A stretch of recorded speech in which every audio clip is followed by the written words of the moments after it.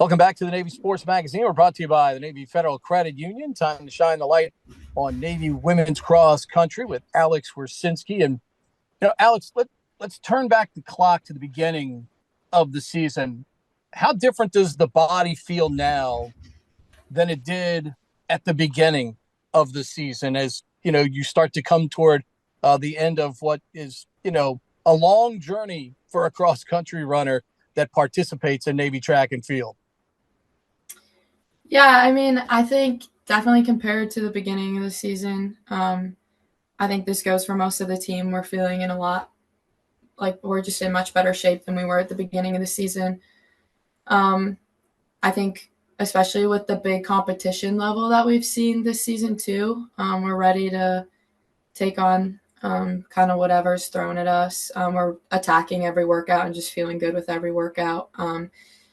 Every pace seems to get faster. At least that's how it feels for our kind of core group with top seven. So definitely in a much better place than we were at the beginning of the season. When when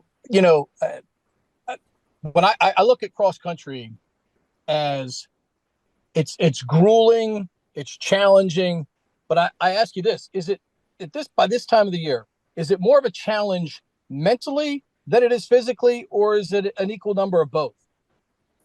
Yeah, I mean, I think no matter what distance in cross country, whether it's 5K or 6K, um, and like whether you have different weather thrown at you, whether it's hot or cold, it's going to be painful no matter what. You know it's going to be painful. You know that pain is coming. But it's all about just getting over those mental barriers in the race and pushing on, because once you get over those mental barriers, your body will kind of do the rest of the work for you. So I think at this point of the season, it is kind of all mental. We like to say like the hay's in the barn already. We've done, we're kind of on the other side now. We've put in all the work that we need to put in. So at this point, it is just completely mental. Just staying cool, calm, and collected in a race and just attacking at points where we need to attack. What got you into cross country, to begin with? Yeah, so when I was a freshman in high school, or it was before my freshman year, I played tennis in the fall, but my older sister did cross country, just as a way to keep her in shape for her winter sports and everything. And I think one day I skipped tennis practice to go watch my sister run in a cross country meet, and I just kind of looked at my mom. I was like, "This kind of looks fun." So um, the next year came around. I was a freshman then, and um, started like a couple weeks in tennis, and I just wasn't really happy with it, and thought I'd try out cross country, and saw a lot of success that year, and just kind of never really looked back. I was going to say, could you have imagined even then that cross country would eventually be your path to be a Division I athlete, but obviously, help you, gain entrance to the United States Naval Academy and obviously put yourself on track for, one of the best degrees that you can possibly put in your hands?